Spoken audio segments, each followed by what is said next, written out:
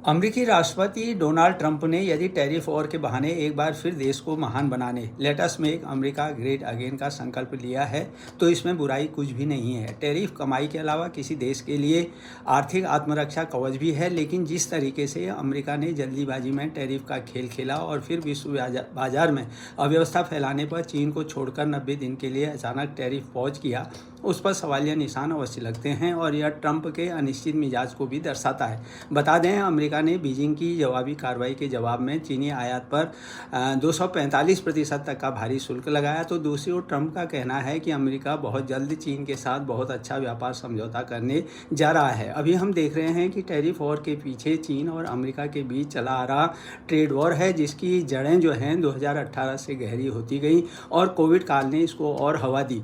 America का चीन के प्रति सीधा सा आरोप है कि वह अमेरिका की बौद्धिक संपदा चुराकर अमेरिकी बाजार में बाढ़ ला रहा है और उसकी नौकरियों पर हमले कर रहा है। दूसरी ओर चीन भी ईंट का जवाब पत्थर से दे रहा है।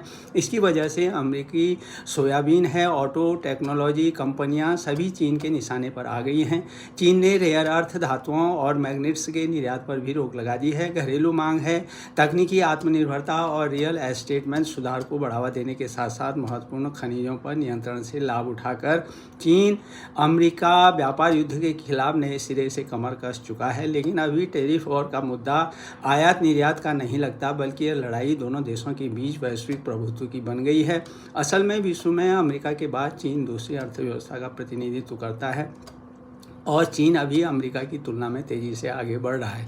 इस प्रकार विश्व की दो बड़ी अर्थव्यवस्थाओं के बीच का संघर्ष जो है अन्य देशों को भी परेशान किए हुए है। चीन अमेरिका के डॉलर से ग्लोबल करेंसी का रुतबा छीनने के लिए प्रयासरत है।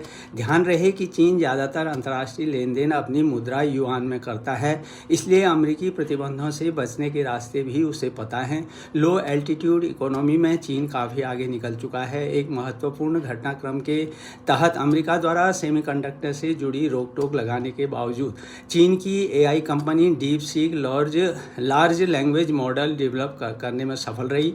चीन की पहल पर ही ब्रिक्स समूह में डॉलर के विकल्प के तलाशने की बात भी उठी है, जिस पर ट्रंप ने ऐसा करने पर ब्रिक्स समूह को गंभीर परिणाम भुगतने की चेतावनी भी दी थी। इस प्रकार अमेरिका का टैरिफ युद्ध अब अमेरिका और चीन के बीच भू राजनीतिक प्रतिस्पर्धा में तब्दील होता दिख रहा है।